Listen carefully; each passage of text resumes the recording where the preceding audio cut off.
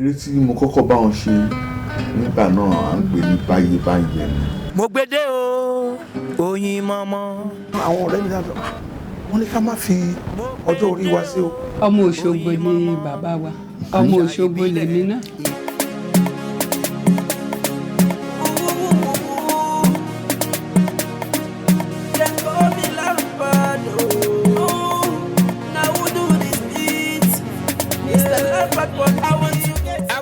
ọmọ abìrò kágó àjàní wọ̀lú tí mi yàrá ẹ̀ pẹ́kẹ́pẹ́kẹ́ ètò káàrọ̀ ọ̀tọ̀ ló balẹ̀ gùdẹ̀ sórí ìkànnì tá a wà yìí mo gbede lẹ́tọ̀ ara ọ̀tọ̀ tó balẹ̀ gùdẹ̀ sórí ìkànnì tá a wà yìí o bẹ́ẹ̀ bá wá fẹ́ sun nígbọ̀wọ́ abẹ́ fẹ́ polú ọjà nílẹ̀ ẹni àbí lókè òkun ẹ kàn sí wa lórí àwọn ẹ̀rọ ìbánisọ̀rọ̀ wa wọ̀nyí mo gbede ètò ni mo gbede ó ti balẹ̀.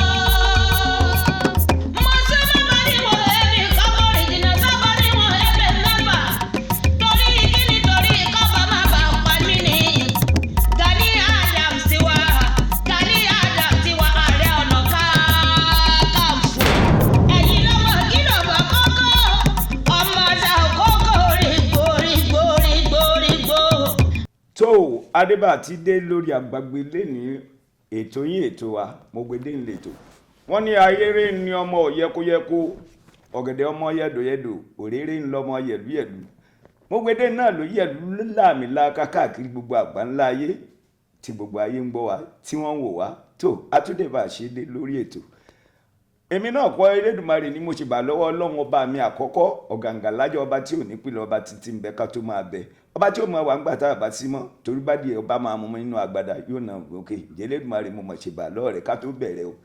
Fatai Alabi lèmi já lóyin lóhun apèdè àrà ọyọ ọ̀yàrán tó yá gbági lóko ṣẹ̀kẹ̀rẹ̀ àròyé ṣàbótò láwùjọ àwòrán ọ̀rọ̀ wí kan sọ̀kan mo fẹ́ máa fọ́ kúkú bí ọlọ́ọ̀lù lọ́rin máa yí kìrìbí tèdè bí ọlọ́ọ̀lù da ọ̀mì lánìrọ̀ ọ̀rọ̀ dèmí tá a ti fẹ́ mú ṣùgbọ́n ẹ̀yin ara lé mo fẹ́ kẹ́ ẹ mọ̀ nǹkan kan pé àgbàlá ilé ńlá kan la wà yìí níbi tá a ti lọ bá bàbá mi àgbàlagbà tí wọ́n lágbàlá tá a bá wọn lálejò ǹjẹ́ ẹlẹ́mẹ́ni tí mò ń sọ ẹ tẹ̀lé mi kalẹ̀ bàbá mi ẹ kú kalẹ̀ ẹ kú dédé àkókò yìí wọ́n ní ẹnu nìkan láti gbọ́ pọ̀n bó tiẹ̀ ti yé mi yí pé gbogbo ara alẹ́ bí wọ́n ṣe ń rí yín yìí wọ́n ti dá yín mọ̀ ṣùgbọ́n ká tẹnu ọlọ́fà mọ̀ pé mọ́ta ẹ má bínú ọ̀rá ẹ bá ń kí àwọn ará ilé.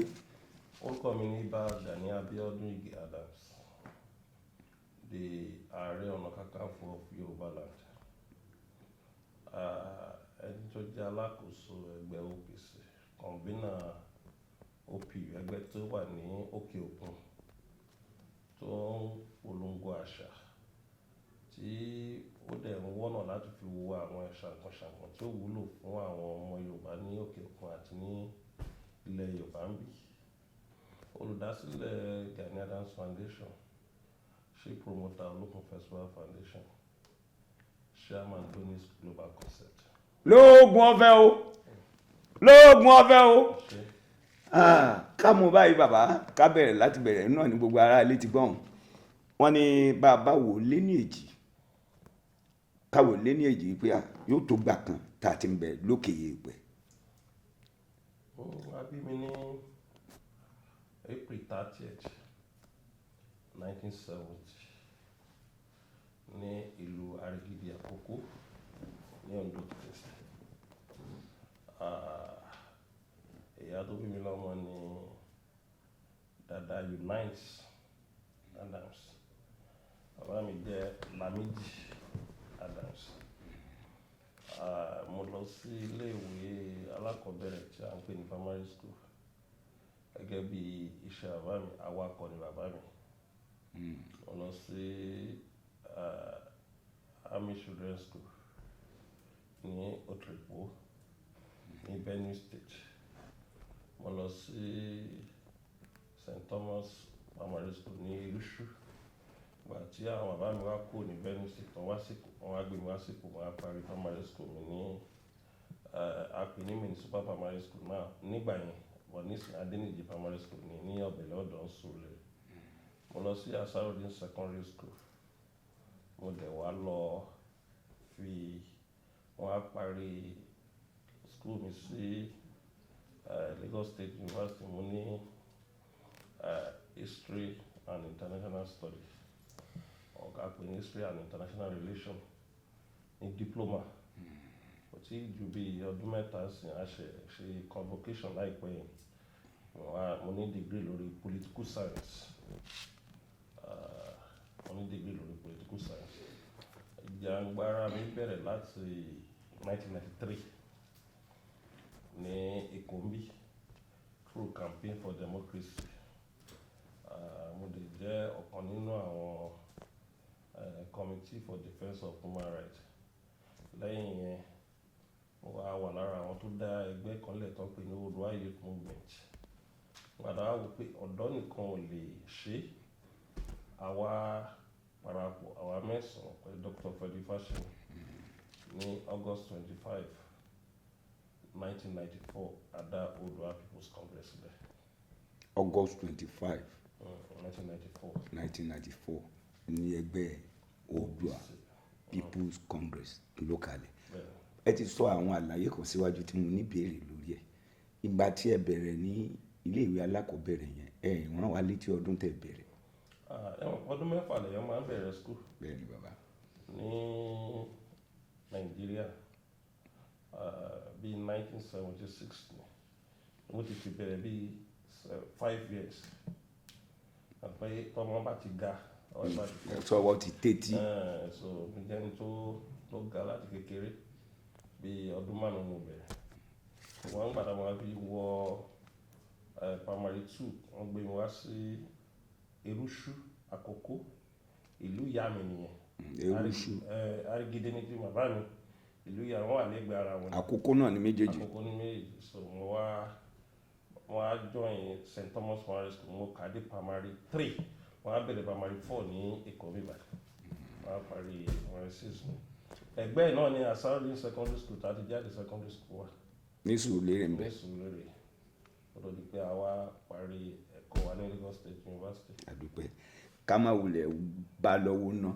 Lẹ́yìn ìgbà tí kó tó tiẹ̀ di pé ẹ lọ sí ilé LASU nígbà tí ẹ parí ẹ̀kọ́ yín yóò ṣàní iṣẹ́ kan tẹ́ ẹ kọ́kọ́ yàn láàyò pàtó. A ṣe interior decoration àwọn tí ilé ìgbàlódé tó ní mo ṣiṣẹ́ ní company kan tí a ń pè ní Stably Nevis lónìí tó wà ní Bega ẹgbẹ́ Bega ní Àbápá. Department mo wà àwọn tó ń ṣe interior ní construction company but interior mo wà àwọn tó pé tán bá kọ́lé tán gbogbo nǹkan nú ẹ̀ interior ẹ̀ tó ń figi ṣe mo ṣiṣẹ́ bẹ̀ bí ọdún méjì. Wọ́n á dá ti tèmi lẹ̀ nígbàlódé tá ń pè ní Gassing Interior. Ṣùgbọ́n mo ṣe bí ọdún mẹ́ta kó wá tó pé mo tó wọnú ìjàngbara ní 1993. Mo ti ń ṣiṣẹ́ náà mo ti ń ṣe ìjàngbara gbà tó yá tí struggle yẹn wọra. Ẹ̀kan kan láti wà ráyè iṣẹ́ torí meeting ọ̀rọ̀ ìpàdé ní gbogbo ìgbà. ìpàdé bóyá Abíọ́lá wọn máa gbé mandate ẹ̀ fún ìyẹn la face títí tàbí wá dá OP sílẹ̀ nínú ẹ̀. Bá mi Ààrẹ Ọ̀nà Kakanfò ẹ tí ẹ jẹ́ ń kọ́kọ́ mẹ́nu bà Ààrẹ Ọ̀nà Kakanfò náà kó tó di pé n tún tẹ̀sán. Ààrẹ Ọ̀nà Kakanfò wọ́n pa kókó wọn lè kó lọ yìí torí ẹ wá ṣe òjì òkú igé àdùbí olóòsà mọ̀ létè. Ó ní bí bàbá bá lè kú kó kú, ó ní bí yèyé bá lè lọ kó lọ. Elégédé ń bẹ láàlà gbọ̀rọ̀ ń bẹ ní òkú igbó nípa ẹ̀ṣà mi yẹn dáadáa. ẹni tó bá ní ká ẹ̀kú ẹ fílẹ̀ pákó kọ́kọ́ láàrin ìjà ìgbékúre lé ní Adams ẹ mọ̀ pé mo bá yín lóye mo pè yín ló kọ ká ẹ pẹ́ bí ewé ẹpẹ́ kẹ́ ẹ dá wa náà wá bí ọ̀sùn ajíbọ́kọ̀ǹgbẹ̀lẹ̀ máa jẹ́ bí ewé erin ikú nípa yẹn ẹni gbọ́mọ̀gbìn bí àgbàdo láàyè yín tó ìtẹ̀síwájú ẹ̀yin ara lé Ààrẹ Ọ̀nà Kakanfò látijọ́ ń ṣe látijọ́ ń fọ̀rọ̀ jómi toro ọ̀rọ̀ ibi tá a bá dín ní bí wọ́n ṣe dá iléeṣẹ́ tiwọn sílẹ̀ tí ààyè ò sí mọ́ngbà tí ọ̀rọ̀ jàǹgbára wọlé ní 1994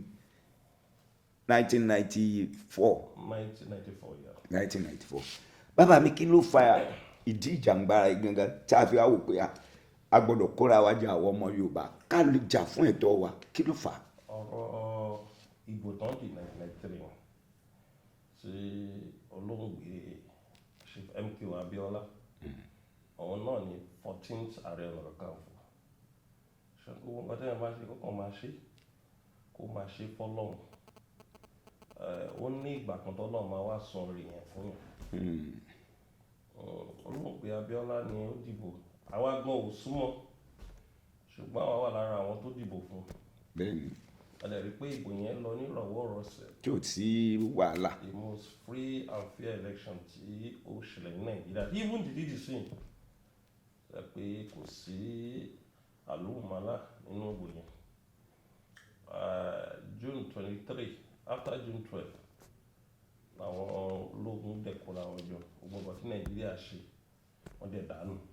gbogbo wàhálà tí gbogbo ọmọ orílẹ̀-èdè ṣe Nàìjíríà ṣe wọ́n dànù àwa wò pé irú ìwọ̀sí wò lélẹ̀ àgbọ́dọ̀ kóra wa jọ ibi tí mo wà Ìtìrẹ́ ni mo wà ń gbà yẹn ṣùgbọ́n mo ní ibi tí mo ti ń ṣiṣẹ́ mo ní ibi tí mo ti ń ṣe interior decoration mi ó wà ní Babalọ́lá ni mo ṣe bẹ́ẹ̀ la bí n fapá jálẹ̀ pé nígbà tá a bá ti kóra wa jọ a máa gí lórí ọ̀rọ̀ yẹn àbákan wa wà wọ́n pè ní bàbá ìjà odò àsìmáwò bàbá ọjà odò àsìmáwò ni mo ṣe bàbá Alhaji Abubanawo ó wà kọjá ló wá rí bí tí mo ti ń ágì pẹ̀lú àwọn èèyàn lórí ọ̀rọ̀ June 12 wá pè mí ní kí n rí òun níjọ́ kejì mo bá lọ rí lọ́jà ọ̀nà ọlọ́jà pé gbogbo mo ṣe ń pariwo ní street yìí ò ràn ẹgbẹ́ kan wà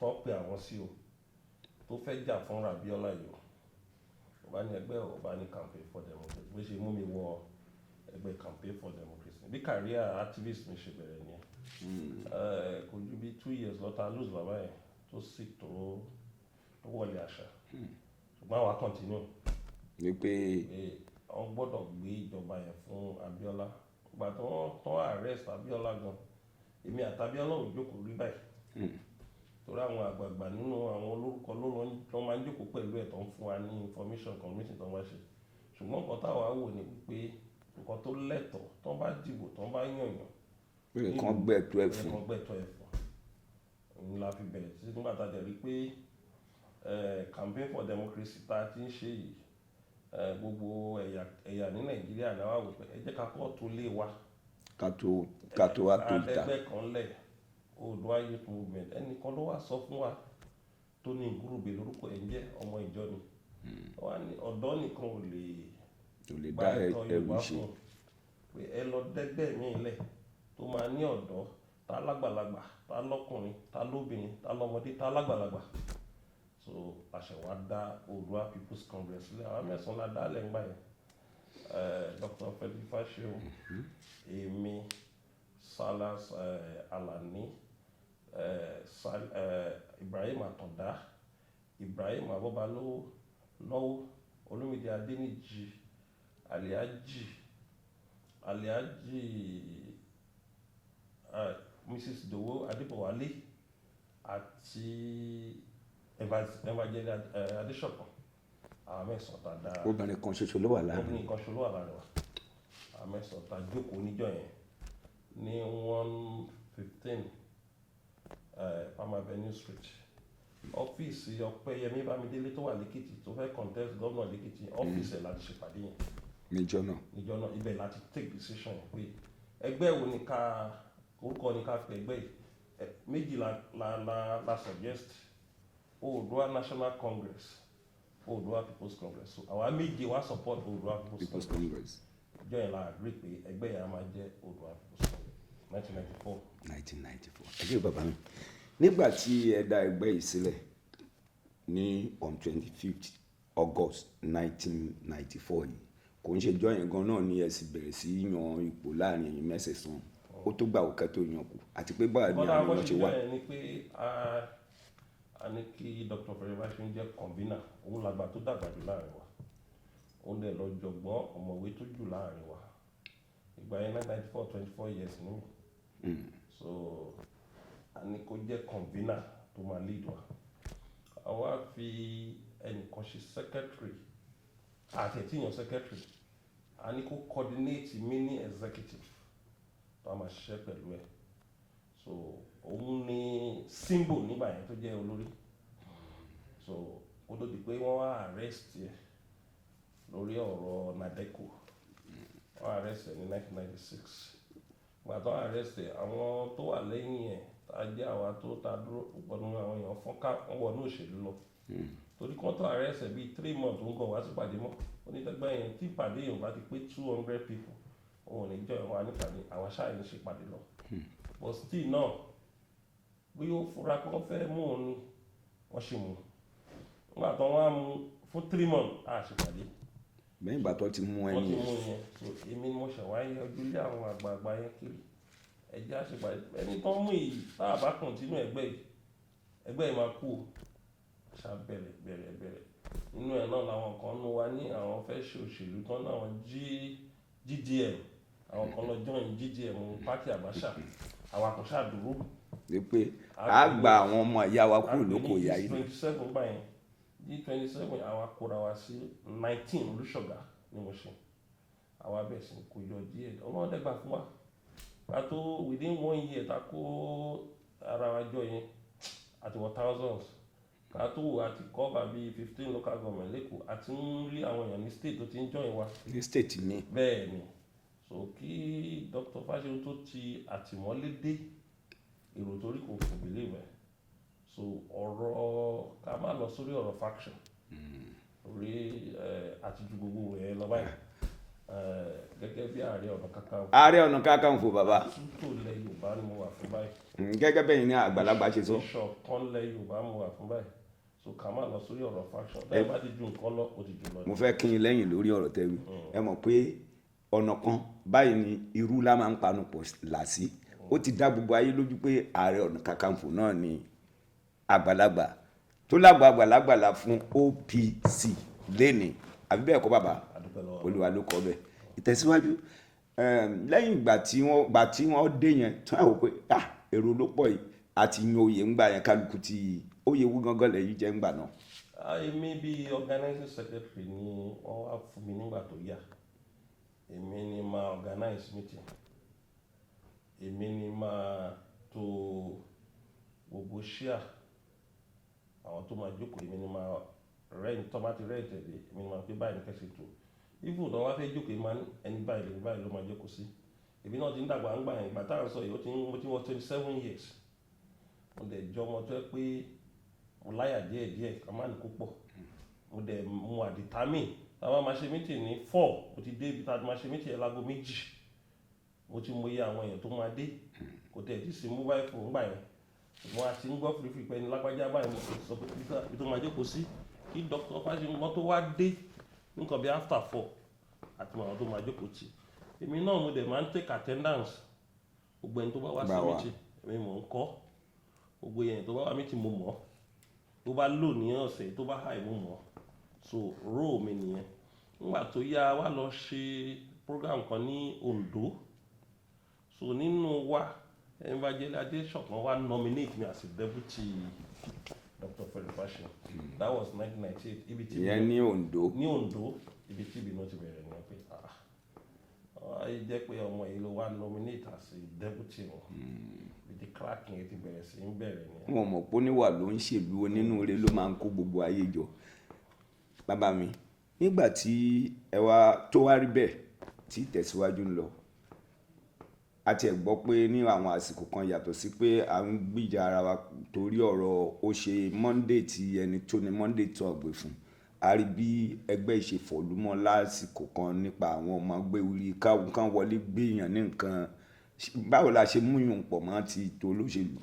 Nígbà tí èrò bẹ̀rẹ̀ sí ń pọ̀ nínú OPC tó jẹ́ pé kò sí local government tí OPC wà sí nílẹ̀ Yorùbá wọ́n dẹ̀ rí pé akíkanjú ẹgbẹ́ ni àwọn landlord association náà ló mú àbáyọ̀ wa lọ́bẹ̀ sí lọ́nbà àwọn wa pé abẹ́ ṣe já kíkanjú yìí ẹ̀yin lẹ lè bá wa face àwọn criminal àtàwọn olè tó wà ládùúgbò wa ó bẹ̀rẹ̀ láti Èbúté Mẹ́ta ní ẹni kọ́kọ́ bẹ̀rẹ̀ àwọn landlord association torí ṣe mọ̀ pé àwọn criminals pọ̀ ní area àkànlé Èbúté Mẹ́ta so wọ́n bá pe àwọn ọmọ wa dẹ̀ ṣiṣẹ́ yẹn ariwo wa là pẹ̀lú iṣẹ́ tó ń ṣe yẹn pépà gbé wọ́n ti ṣe pé wọ́n ní Ifọ̀ yẹn máa nǹkan wà tó ní paint kan ní Ifọ̀ better paint ìyẹn náà pè wọ́n àtàwọn ará Ifọ̀ pé àwọn ọmọ olè tó wà nífọ̀ ẹ bá wa ṣiṣẹ́ iṣẹ́ yẹn náà ti ṣe so ariwo yẹn náà ti là pé OPC ṣe báyìí ó bí gbogbo àwọn ilẹ̀ Yorùbá ṣe bẹ̀rẹ̀ sí ń pè wọ́n nìyẹn ìkan máa bá gbàdán wọn kọ́ bẹ̀rẹ̀ wọn fún wọn lówó wọn kàn ṣe fún wọn ni o.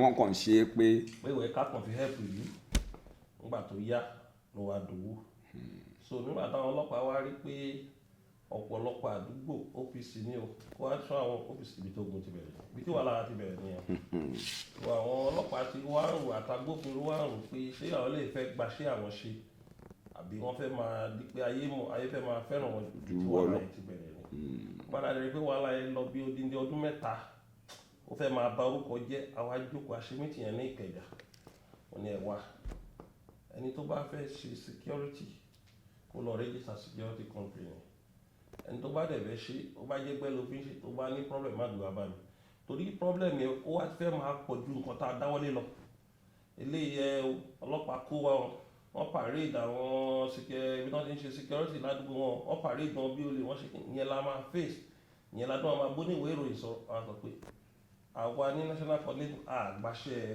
iṣẹ́ ọlọ́dẹ yín local government àti zone ilẹ̀ ń gbà ẹ lọ máa sọ bàrà yín ní level yín so kì ní ẹ relief adìẹ ó relief adìẹ. ààrẹ òní dídì sí yìí tí wọ́n bá gbé gbogbo àwọn leader wa búra ká pè wọ́n ká gbé wọn búra pé ẹnì kankan ò gbọ́dọ̀ support ọlọ́pàá fún security olè tí ó jà nílẹ̀ Yorùbá láàrin ọ̀sẹ̀ méjì kò ní ṣe ní kó ṣùgbọ́n a mójú kúrò ń bẹ̀ àwọn kan fọgbọ́n ṣe wọ́n fi làákàyè torí ó ti wà lára nǹkan táwọn èèyàn fi wò pé ẹgbẹ́ ìwúlò ẹlòmíì ò ronú ìjàngbara nílẹ̀ Yorùbá pé OPC wúlò fún òun níjàngbara pé security tó ń ṣe fún òun ládùúgbò yẹn ló ti wúlò ṣùgbọ́n àdẹ̀wárí pọ̀rọ̀ security ó ti fẹ́ máa mẹ́gbin wá torí ẹni tẹ́ ẹ bá ní kó ṣe ọlọ́dẹ báwo lẹ ṣe fẹ́ ronú lórí kọ́ ìyẹn ló ti jẹ́ ká slow down lé lórí pé ẹ má máa rí dínkù ẹgbẹ́ wa sórí ẹgbẹ́ ọlọ́dẹ gbogbo àwọn tó ń ṣe ọlọ́dẹ yìí náà bí wọ́n ju 2% nínú ẹgbẹ́ yẹn wọ́n 2% ṣe mọ̀ pa pọ̀ ẹ̀wọ̀n pé 2% olóye tó jẹ́ nílẹ̀ Yorùbá so but ẹlòmíì máa sọ̀rọ̀ ọ̀sìn wọ́n lè ní OPC as a vigilante no ẹgbẹ́ wọn ṣe ẹgbẹ́ vigilante ẹgbẹ́ self-determination and socio-cultural group ni ìjàngbara fún ilẹ̀ Yorùbá ni àǹtí ò bá jẹ́ OPC Gani Naba á impeach Ọbásanjọ́ bẹ́ẹ̀ ni Gani Naba ti impeach tán even táwọn Yorùbá wá support ẹ̀ ibi tí a ti bẹ̀rẹ̀ sí ní ọ̀tá lọ́dọ̀ àwọn Yorùbá wa nìyẹn olóògbé Ṣẹ́gun Àgàgù òun ló gbé ọ̀rọ̀ yẹn wá bá ẹnìkan ìyẹn ò tí ì jẹ́ sẹ́nítọ̀ ńgbà yẹn kí n gbà wọ́n máa ti fẹ́ yọ bàbá wọn á ní kò sí ètò kàn mí bàbá yìí ò fojú rẹ̀ wá wò wá nínú ẹgbẹ́ yìí Ṣẹ́gun Àgàgù má sọ bẹ́ẹ̀ kí n ro tí Yorùbá. gẹ́gẹ́ bí determination ti yín gẹ́gẹ́ bí ẹgbẹ́ tá à ń ṣe ẹgbẹ́ Yorùbá so advert méjì tá a ṣe ló save Ọbásanjọ́ ní impeachment kan tó wà nínú ẹ̀ pé tẹ́ ẹ bá dọ̀wọ̀ ẹ̀yin Yorùbá tẹ́ wà ẹ má wá dìbò ògbódẹ̀ oṣù mẹ́fà tó máa dìbò second term gbogbo àwọn Yorùbá ṣe withdraw lẹ́yìn Gani Naba ni bí impeachment process ẹ̀ ṣe fún ènìyàn àìmọye tí wàá la ṣẹlẹ̀ tẹ́ pé a fohùn jagun fohùn ṣákin fún wọn ṣùgbọ́n mélòó la fẹ́ kànú oore tó ṣe ṣe rí Yorùbá Ọlọ́run ló máa ń sẹ̀sán fẹ́ tó bá ń jà fúnlẹ̀ Yorùbá bí tí mo ti mọ̀ pé ọ̀rọ̀ ipò Ààrẹ Ọ̀nà Kakanfò ni mo fi mọ̀ pé Ọlọ́run wà lẹ́yìn olótìtọ́ tó bá ń ṣoore fún Yorùbá wọn amójúkò mẹ́ ọjọ́ tí kùdìẹ̀ káàtó bá dé ní Yorùbá máa rán mọ́nu. orí ogún ọdún àwọn á ti gbàgbé ṣùgbọ́n kùdìẹ̀ yẹn wọ́n wà bùsẹ̀nu lápọ̀. so bóde yìí ń ṣe láti gba àwáṣẹ̀ ni torí a rí ìdísírì àwọn jagunjagun àwọn tó jà fúnlẹ̀ Yorùbá ibi ni Yorùbá máa fi ń sọ so èèyàn gbọ́dọ̀ wà careful kó do òpó Ọlọ́run mú ló bá ń jà fún ilẹ̀ Yorùbá torí Yorùbá ẹlẹ́nu méjì ni wọ́n àwọn tó bá jẹ́ jẹgúdújẹrá máa ń lẹ́nu ju àwọn tí ó lóòótọ́ lọ wọ́n máa ń ní ẹnu ju àwọn tó lóòótọ́ lọ and ẹ dẹ̀ mọ̀ pé in journalism negative news ó máa ń tà. òun ló máa ń spread. òun ló ń spread so àwọn journalists máa ń lé emphasis sí negative news ju nǹkan dáadáa tẹ́ bá ṣe lọ gbogbo nǹkan dáadáa tẹ́ bá ṣe wọ́n fi máa ṣe nǹkan dáadáa bíi 10 negative wọn nílò lọ títí wọ́n bá tẹ̀ máa lò àti máa bẹ̀ wọ́n kọ́ tí rí lò ní wọ́n máa lò wọ́n kàn lò díẹ̀ bíi scribe but tó bá jẹ́ any negative front page lè máa rí nǹkan fẹ́ tẹ̀ wá so ìyẹn lẹ máa fi ń wo gbogbo ẹgbẹ́ ìjàngbara kì í ṣe OPC nìkan tó bá jẹ́ Yorùbá pọ̀ lẹ́yìn ẹ̀ negative wọn máa ń pọ̀ ju positive lọ àgbà tó ń bá dẹgbẹ́ òṣèlú lórí mẹ́rin àgbáyé ni o tó bá ti jẹ́ mass movement negative news wọn tó ń bá ìwà nu power torí kò sí nǹkan tí ìjọba ò lè tàgé wọn ìjọba dẹ̀ rí tán bá ti sọ̀rọ̀ òyìnbó bìlí pé ìjọba ló sòótọ́ òdodo bẹ́ẹ̀ ni Yorùbá òyìnbó bìlí pé ìjọba ló sòótọ́ tí gọ́ọ̀mẹ̀ntì kan bá sọ fún ẹ pé òun tàgé ẹgbẹ́ kan ní terrorist òyìnbó sọ pé àwọn olónìlú àwọn olómọ̀ kan tán rí tán fi tàgé àwọn náà máa tẹ̀lé ni ẹ wo good examples ẹ wo IPOB tẹ́ pé àwọn náà pa wọ́n ṣe wọ́n ti pè wọ́n terrorist the sin terrorist ò tí yọ kó lára ẹ̀ so ìjọba tí ẹ̀yàn bá ń jàjàngbara tí ò bá di òṣèlú kò sí nǹkan tíjọba ò lè pé ṣùgbọ́n tó bá wọnú òṣèlú tó bá pè lórúkọ àwọn àgbáyé sọ pé torí pé ó ti jọ opposition ni ìbò òṣèlú lẹjọ́ ń ṣe. náà ni nítorí pé ó ti jẹ́ ẹnì kejì opposition bó fẹ́ gbàjọba lọ́wọ́ ẹ̀ ó fẹ́ win election nítorí kó lè bá débẹ̀. so wọn ní take it serious òun lẹ fi ń rí ọ̀pọ̀lọpọ̀ àwọn èèyàn wọn fẹ́ ń ṣe ìjàngbara inú òṣèlú náà máa ń fẹ́ wọ̀ ọ̀rọ̀ tó máa sọ ní òṣèlú tó máa ń jẹ tó bá sọ̀dájẹ nínú ìjàngbara ìjọba wọlé tọ̀ ẹ̀ kò dẹ̀ sí nǹkan tó lè pè ẹ́. kò dẹ̀ sí irinṣẹ́ méjì fún olóṣèlú irọ́ ète àtẹ̀tàn náà ló wà ń bẹ̀. so ìyẹn ni pé tẹ bá rẹni tó bá ń jà jàngbara tí ò kú lórí ẹ̀ tó dẹ̀ tó ń tẹ̀sí ẹ̀ múlẹ̀ tẹ gbé dànsákì fún. èmi ṣe dànsákì fún mi. fún pé kò tẹ́ ẹ̀ wọnú òṣèlú ó dẹ̀ sustain rẹ̀ débi tó dé torí oníjàngbara easy láti parọ́ mọ́ tó bá ní ẹ tíjọba bá ní ó fẹ́ gbàjọba lọ́wọ́ kí á làwọn èèyàn bìlì wá ní ẹwò kí ló ń kérò jọ fún lóòótọ́ ẹ jẹ́ ká wò ó gbọdẹ ẹwò pé parọ́ wọn àbáwó lọ́wọ́ èmi délé ni pé ìdí tán fi parọ́ wọn àbáwó tán jẹ ni pé bàbá Awólọ́wọ̀ ti kò lórí oyè wọ́n ti lo táìmù wọn tán àwọn kọ́ ló wà lórí oyè ló fi easy kan parọ́ wọn tẹ́lẹ̀ pé bàbá Awólọ́wọ̀ wà lórí oyè ńgbà yẹn as a premier continue as a premier wọn ò lè parúurú ẹ̀ wọn kan jẹ but èmi délé tán mọ̀ pé bàbá ti gbé premier lẹ̀ wọn ò sí power mọ́ wọ́n ṣàrí pé àwọn èèyàn ṣì ń tẹ̀lé wọn wọ́n kó àwọn èèyàn jọ. wọ́n nítorí àwọn èèyàn tán kó jọ yẹn wọ́n náà fẹ́ gbàjọba. bẹ́ẹ̀ náà fẹ́ gbàjọba wọn parọ́ treason mọ́ wọn so tẹ́yìn ọba ní oúnjẹ ìjàngbara self determination Ọlọ́run nìkan nígbẹ́kẹ̀lé ẹ̀.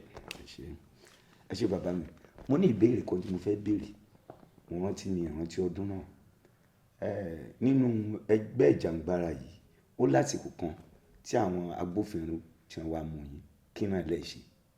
ó tẹ̀ tó ẹ̀mejì ní sàsìkò kan mine 2001 ìgbà yẹn ní ọlọ́pàá kan kú ní Ṣómólú so ìgbà yẹn wọ́n declare me wanted later nǹkan ṣe bí wà pé mo kàn rìn lọ́sẹ̀gbẹ́ wọn náà ni àwọn náà ti káṣọ mo surrender ara mi torí àwọn àgbà Yorùbá ní kí ló ń sá fún o ò gbé local government yẹn o ò dẹ̀ rányàn ọlọ́pàá yẹn kí ló wá ń sá káàkiri fún bí bó ṣe ń sáyẹn ní kéèsì ẹ̀ ṣe ń lọ kí adúpẹ́ lọ́wọ́ bàbá olóògbé bàbá Adéwálé Thompson yẹn gángan ló jẹ́ kí n surrender ara mi lọ surrender ara ẹ̀ káwá wo kéèsì wọn fẹ́ bẹ́ẹ̀ ṣe torí bàbá yẹn béèrè lọ́nu ẹ̀mẹ́ta ló béèrè lọ́nu gbogbo nǹkan mo ní mi ò gbé bẹ̀ yẹn mi ò dẹ̀ sí ń bẹ̀ níbo ló wà Abẹ́òkúta mo wà ìgbà yẹn mo lọ ṣe holiday l'Abẹ́òkúta kí ló wá ṣẹlẹ̀ mo ní mi ìtẹ̀mọ̀ kan tó ṣẹlẹ̀ mo ṣe máa ń pa Gani lọ surrender rẹ̀ bó ṣe ń pẹ́ tó ń sá kiri bẹ́ẹ̀ náà máa fi kún wọ́n máa fi kún so mo surrender ara mi, mo lò 3.5 months ní prison, ní Kirikiri maximum prison àti Ìbàrà prison. Lábẹ́òkúta ń bí. Bẹ́ẹ̀ ni méjèèjì náà gbé mi lọ. Wọ́n ṣe ń bail mi ní Federal High Court ní Kirikiri maximum prison. Wọ́n ti gbé mi jìjà, wọ́n ti rí arrest mi again. Wọ́n ti gbé mi lọ sí Ìbàrà prison. Ká dúpẹ́ lọ́wọ́ Justice Jacob ní George Abẹ́òkúta yẹn, very nice man. Ó ní kí ni ó ní òun grant bail ẹ̀ 20,000 naira, ta ló wà láyé tí ò wọ́ọ̀dì 20,000 naira. Òun ló fi fún mi bail ní Abẹ́òkúta. Oníṣẹ́ tí fẹ́ pa ilé ìbẹ̀yẹ pa Bíọ́lá ni, kí ló ṣe, kí lè gbé wá sábẹ́òkúta fún? Mi ìgbé lábẹ́òkúta, wọ́n kàn mọ́mọ́ wípé mo ṣe ń bọ́ ní tèkó yìí, wọ́n ti ṣe gbé mi lọ sábẹ́òkúta ni. So 3.5 months mo lò lórí ni. In 2014 àwọn union ló ń jà ní Ìyànàpájà torí pé mo ti criticize ìjọba Ọbásanjọ́ lórí third term pé kò lè ṣe third term, kò ní ráyè láti ṣe third term. Nǹkan tí mo sọ fún níjà, tí mo sọ lórí ọ̀rọ̀ Ìjàngbara nìyẹn o. Níyé mi. Àwọn union àtàwọn ọmọ fashion group kan náà jà, kò kàn mí, kò kàn wá. Wọ́n dẹ̀ ló lọ ní ọmọ yẹn, wọ́n ń pè ní Tóyìn, ló lọ jó gáràjì ló pààyàn síbẹ̀, kò kàn mí, mi ì gbé ní Ìyànàpájà. First Park extension mò ń gbé. Wọ́n ṣe wọ́n yẹn invite mi àti Dr. Fashion, kì í ṣọ̀rọ̀ tó bọ́ tó bá ti Gani Adams mú. Wọ́n ṣe gbé wa ní eré là ń pè. Àkọ́kọ́ lò bí 2 months. Wọ́n dá apá àsìkò. Àwọn 1 month wọ́n dá apá àsìkò. Gbàdán wọ́n dá apá àsìkò. Wọ́n fún wa ní bail. Wọ́n discharge wa, DPP discharge wa within 2 months. Wọ́n ṣe tú wa gbé ìgé mi. Union tó jà. Wọ́n ti ẹ̀ dọ́dọ̀ ẹ̀. Wọ́n ṣe fún wa ní tí DPP discharge wa pa ní case báyìí. Union ń lọ ọlọ́pàá òun. Èmi àti Dr. Fashion again. Wọ́n ti kó ọgbìn lọ sábìjà. Bá ṣe dọ́dọ̀ IG Sunday ẹ̀yìn dẹ̀rọ ìjọ yẹn ta fẹ́ rojọ́ ní kébì má rojọ́ Fashion nìkan ló rojọ́. Fashion wọn rojọ́ Tóyìn, òun rojọ́ against Saula, òun àti Saula rojọ́. Mo ní kébì rojọ́ IG ní kí n má rojọ́, ó mọ̀ pé mi ò ní má rojọ́ ẹsẹ̀kẹsẹ̀ náà ti máa yọ̀rọ̀ mi sílẹ̀. Nígbà tá a dé court ẹjẹ́ separate charges yìí. Ọ̀tọ̀ ni ẹgbẹ́ tí bá ṣe ń sọ, ọ̀tọ̀ ní tèmi ṣe, àwọn DPP federal náà ń gbà. Wọ́n ṣàmì iṣẹ́ wọn detain wa, mo lo another 12 months, 12 months plus 2 months alò lẹ́kọ̀ọ́, 14 months in detention. 14 months. Wọ́n lè discharge and acquitted lórí kéèsì yẹn later. Àgbẹ̀dẹ́ pé lóyìnbó ni ìjọba yẹn jẹ gbèsè. Bẹ́ẹ̀ni. Pé wọ́n tẹ̀ fi irú ìyà yẹn jẹ yẹn. Láì mọ́wọ́ láì mẹsẹ̀. Billions of naira ní láì mọ́wọ́ láì mẹsẹ̀.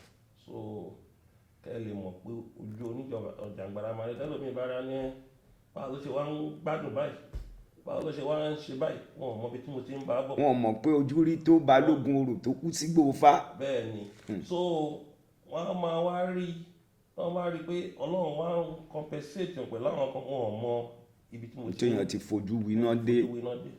Èyí tá a lè sọ síta nìyẹn, àìmọye èyí tójú rí tá a lè sọ síta.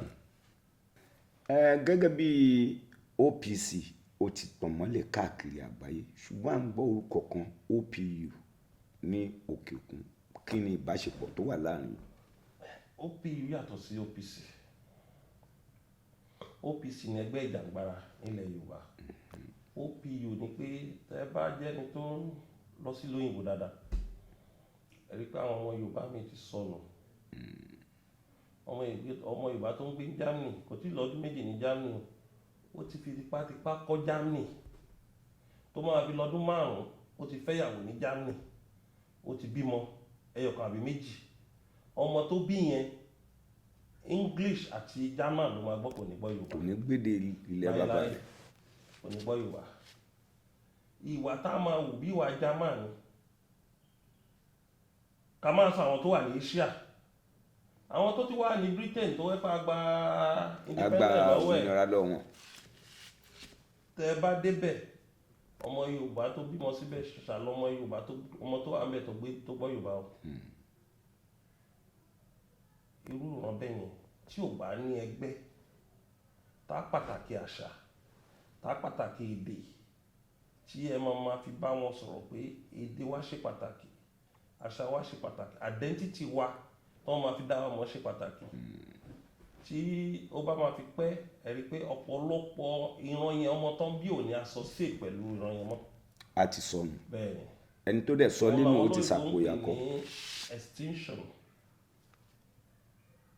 so ọmọdé ní èrè ayé ọmọ tó bá bí òun náà bímọ nígbà tí ìyá gan ò gbọ́ Yorùbá báwo ló ṣe máa encourage ọmọ kó gbọ́ Yorùbá so tó wọ́n máa fi lọ bí 20-30 years ẹ rí pé Yorùbá ò ní sí lára wọn kó dẹ̀ jẹ́ kó bá àwọn ìran bẹ́ẹ̀ wí o Igbo anywhere tí Igbo bá wà ọmọ ìyàgbọ́ Igbo anywhere tí Hausa bá wà akọ̀lédè ẹ̀ o bọ̀tà wa torí pé nǹkan wa ò jọ wá lójú Yorùbá ní ẹdìyẹ funfun tí ò rẹ̀ lágbà iná tó dẹ̀ ní àṣà tó gún régé tó wa kò fẹ́ẹ̀ sí ní gbogbo àgbáyé Yorùbá mojú Yorùbá mọ̀rọ̀ tí ọmọ Yorùbá bá fẹ́ jẹun tó bá ti wo ojú ẹ̀ báyìí àwọn àjò sílé yẹn lẹ ilé àlejò tí o bá fi ọwọ́ òsì fún Yorùbá lówó Yorùbá kọ̀ á ní ẹ̀gbin ni tí Yorùbá bá ti ń yán o ti mọ mí ni ẹ̀ pé ìsádẹ̀ ibi ń pa àbófẹ́ sùn oríṣiríṣi ọ̀nà ní Yorùbá máa fi fúnyàn ní sáì Yorùbá ló dẹ̀ lòwe lórígun mẹ́rin àgbáyé òwe ti pọ̀ jù tí wọ́n bá fẹ́ parí ìjà ọ̀rọ̀ méjì òwe la fi parí ìjà tẹ́ pé wọ́n ti ń fà á bí ọdún mẹ́rin tí ò lójú ìgbà tó bá pa òwe yẹn ọ̀rọ̀ yẹn á bẹ̀ sí túká nínú wọn Yorùbá dẹ̀ ní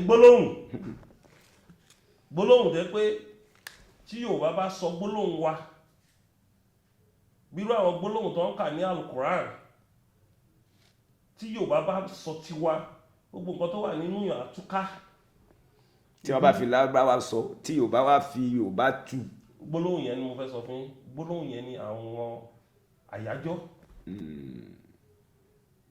àgbọ́yé kò fẹ́ ṣèpàdé báyìí o bá sọ àyọjáde àbí odò fà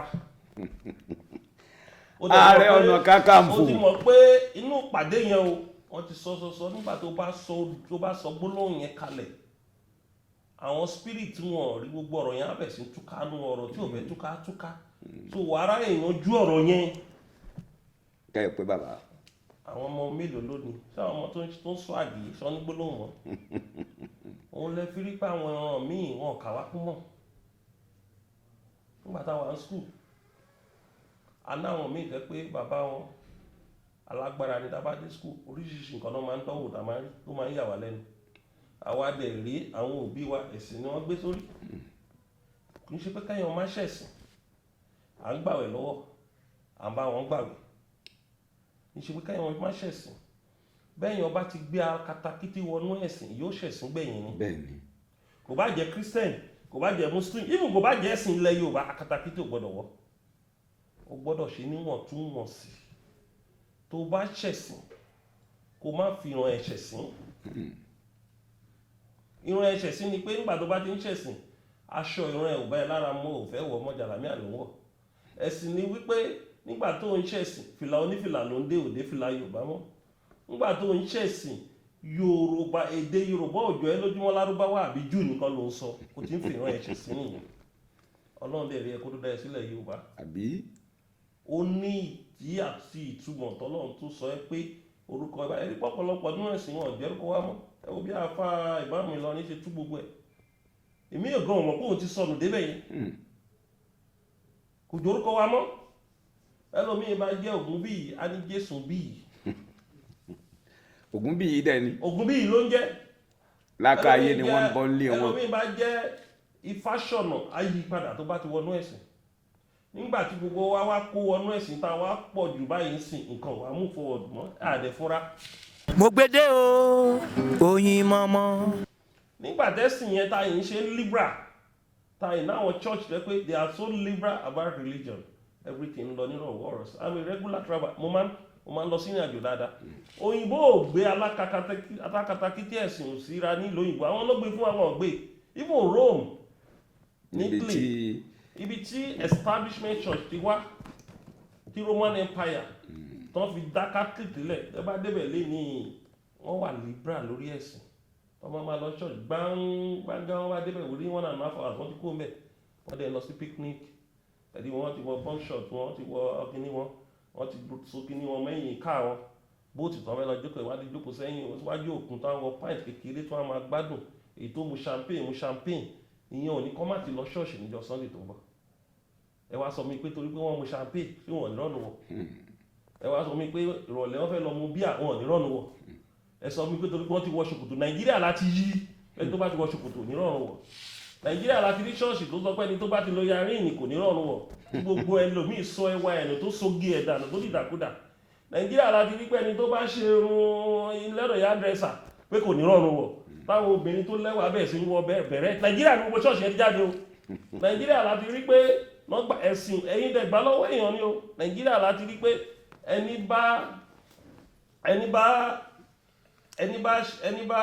bá lo paracetamol tó bá lo oògùn kò ní rọrùn wọ̀ ṣọ́ọ̀ṣì àwọn ṣọ́ọ̀ṣì kan wà bẹ́ẹ̀ kódà àwọn ìjọ mùsùlùmí kan bẹ́ẹ̀ wọ́n ti ṣí àwọn èèyàn lọ́nà tẹ́ wọ́n ti bà ayé àwọn èèyàn jẹ́ Nàìjíríà láti rí ibi tán dá ṣọ́ọ̀ṣì lẹ̀ tán wá ń tako ewé àti egbò wọ́n dẹ̀ ń jẹ ewédú wọ́n dẹ̀ ń jẹyán wọ́n ń jẹ̀fọ́ wọ́n ń jẹyán ṣé ewé kọ́ ló hàn lára iṣu tán fi gúnyán wọ́n ń jàmàlà ṣé ewé kọ́ ló hàn lára ẹ̀gẹ́ tán fi tó fi di àmàlà tó fi di ẹ̀gẹ́ tó fi di tó wá di pé ẹ̀ka ẹ̀gẹ́ tó wá sọ di àmàlà ẹ̀dẹ̀ ń wọṣọ ṣé ewé kọ́ ló wà lára cotton. àwọn àgbàlagbà tiẹ̀ sọ pé wèrè èèyàn ló ń fẹ́ ewé òwúnù dí. so ewé kọ́ ló wà lára cotton tán fi yọ́ tán fi sọ́ daṣọ ẹ bá dẹ̀ dé ìjọ ẹ máa bú ewé ẹ máa bú egbò náà ẹ wá ibi tọ́lọ̀ wá mú gbogbo wa sí báyìí kì í ṣàwọn nìkan gbogbo wa wá ń padà sí hard drugs òyìnbó gan ti ń condemn orthodox drug báyìí oògùn tọ́pọ̀lọpọ̀ ń lò lẹ́ni tó fi ń reduce BPA hard medicine náà ń lò bẹ́ẹ̀ importation yes tán import ní European Union wọ́n import ní China even wọ́n import ní African country ó ṣe tí South Africa dé ní nígbà tí wọ́n fẹ́ ṣe Sandford fún mi mo fẹ́ kúrò bẹ́ẹ̀ mo bá rí kan náà wọn bá wá ó ń bá professor kan sọ̀rọ̀ wọ́n ní wọ́n fẹ́ gbà nǹkan kan lọ́wọ́ professor wọ́n á wò pé bẹ́ẹ̀ kí ló fẹ́ gbà àṣé àwọn herb medicine kan ló fẹ́ gbà mo bá rí ìkànnì kábíyèsí kan náà kábíyèsí yẹn ló bá kó ìkebì 5 àbí 6 mo ní kí lélẹ́yìí tẹ̀ ń tò kábíyèsí ó ní kan tí mo fẹ́ gbà lọ́wọ́ professor nínú mo ti lórí o ó ń ṣiṣẹ́ o pé gbogbo nǹkan tó wà níyàn tí ò dá lóhùn lọ lẹ́ẹ̀ máa yà dànù lẹ́ẹ̀ máa tọ̀dà ẹ fún mi lẹ́yọ̀ kan kábíyèsí ò fún mi ẹ fún mi lẹ́yọ̀ kan kò fún mi ọba ní professor ẹ fún kábíyèsí ní nǹkan bíi 7 6 kábíyèsí ò fún mi lẹ́yọ̀ kan